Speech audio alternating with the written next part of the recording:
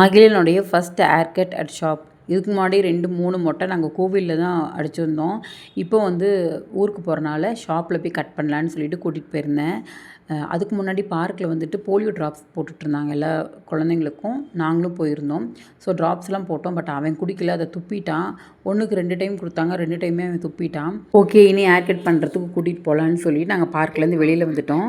சொல்லியே அனுப்புனார், இன்றைக்கி சண்டே ரொம்ப கூட்டமாக இருக்கும், இன்றைக்கி போகாத, நானே நாளைக்கு கூட்டிகிட்டு போகிறேன் அப்படின்ட்டு. நான் தான் பார்க் பக்கத்தில் தானே ஷாப்பு, நானே போய் கூட்டிகிட்டு போயிட்டு கட் பண்ணிட்டு வந்துடுறேன்னு சொல்லி கூட்டிகிட்டு போனேன். போனதுக்கப்புறம் தான் தெரிஞ்சது ஏன்டா தனியாக வந்தோன்னு. ஏன்னா ஃபஸ்ட் ஹேர் கட் பண்ணும்போது மகிழன் ரொம்ப அழுதான். அப்போ வந்து கூட வந்து அவங்க டேடி இல்லை.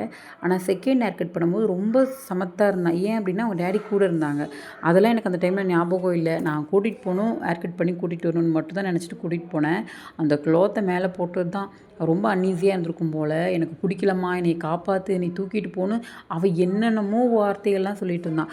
அங்கே ஒரு அண்ணா உட்காந்துருக்காருல, அவர் தான் ரொம்ப ஹெல்ப் பண்ணார். சாக்லேட்டாக வாங்கிட்டு வந்து கொடுத்து மகிழனை ரொம்ப சமாதானப்படுத்தினார். இந்த சாக்லேட்டை பார்த்து பார்த்து அழுக ஆரம்பிச்சிட்டான். அவனால் அதை சாப்பிடவும் முடியல, கையிலையும் வைக்க முடியல அப்படின்ட்டு.